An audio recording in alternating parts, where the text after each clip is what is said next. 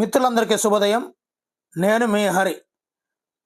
మరి ఈరోజు పేపర్లోని డిఎస్సిపై వచ్చిన అంశాలు, సుప్రీంకోర్టులో కేసు, అదేవిధంగా డిఎస్సి పరీక్షా కేంద్రాలు, మిగతా అన్ని విషయాల గురించి కూడా వార్తలు చూద్దామండి. మరి వీడియో నచ్చితే తప్పనిసరిగా లైక్ చేయండి. చూసేద్దామండి. టెట్ స్కోర్ లేకున్నా డిఎస్సికి అనుమతించాలన్న పిటిషన్ను డిస్మిస్ చేసిన సుప్రీంకోర్టు.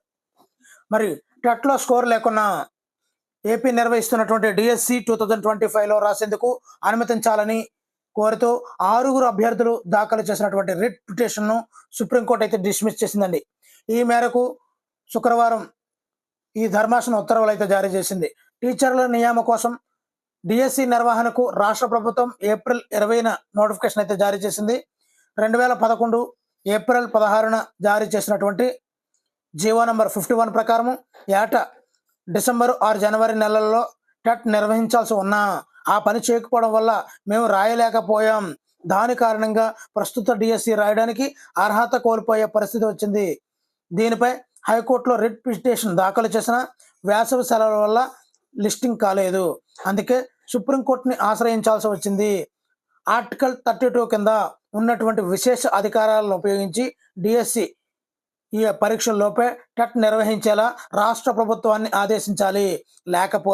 ఒకవేళ లేకపోతే టెట్ స్కోర్ లేకపోయినా డిఎస్సి రాసేందుకు అవకాశం కల్పించాలి అని కోరారు. మరి రాష్ట్ర పరిధిలోని ఈ అంశంపై నేరుగా సుప్రీంకోర్టుకు రావడాన్ని తప్పుపడుతూ ధర్మాసనం పిటిషన్ను కొట్టివేసింది. అవసరమైతే హైకోర్టుకు వెళ్లాలని సూచించింది. మరి డిఎస్సి పరీక్షలకు సంబంధించి పరీక్షా కేంద్రాల ఎంపికలో అధికారులు అయితే నిమగ్నమయ్యారండి. ఇప్పటికే దాదాపు ఎంపిక ప్రక్రియ పూర్తి చేసినట్లు సమాచారం.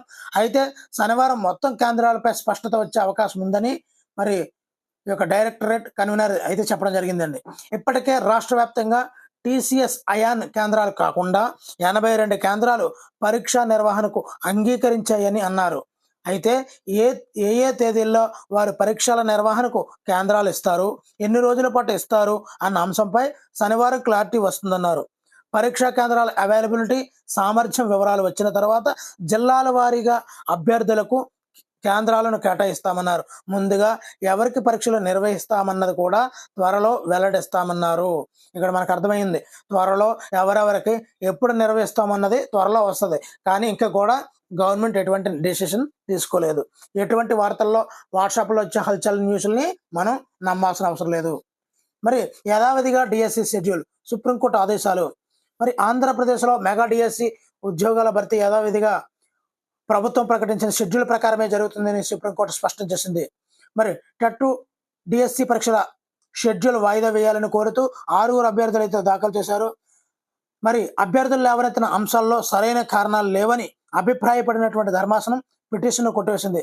సమస్యలు ఏమైనా ఉంటే హైకోర్టులోనే పిటిషన్ దాఖలు చేయాలని ధర్మాసనం సూచించింది.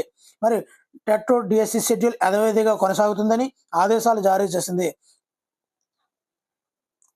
మరి ఏది ఏమైనా మరి ఈ యొక్క టెట్ క్వాలిఫై కాని వాళ్ళు, ఏజ్ ఎక్కువైపోయిన వాళ్ళు, వీళ్ళందరూ 45 రోజుల నుంచి 90 రోజులు పెంచాలి అన్న వాళ్ళందరూ కూడా ఏకమయ్యి హైకోర్టుకు వెళితే మరి వాళ్ళకి కూడా ఫేవరబుల్గా తీర్పు అయితే వచ్చే అవకాశం ఉంది. యాజ్ పర్ జీవో ప్రకారం వాళ్ళు వెళ్తున్నారు కాబట్టి మరి చూద్దాం ఏం జరుగుతుందో.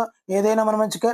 మరి మీరు మాత్రం మీ యొక్క శ్రమని, మీ యొక్క చదువుని ఆపొద్దండి. మరి 5 సంవత్సరాల నుంచి ఉన్నటువంటి ఎంతో పడిగాపులు కాపుస్తూ వచ్చిన ఈ నోటిఫికేషన్ని ఇలా నిర్లక్ష్యంతో మాత్రం ఎట్టి పరిస్థితులు వదులుకోవద్దు. మీకు తోడుగా మేము ఉండడం జరుగుతుంది.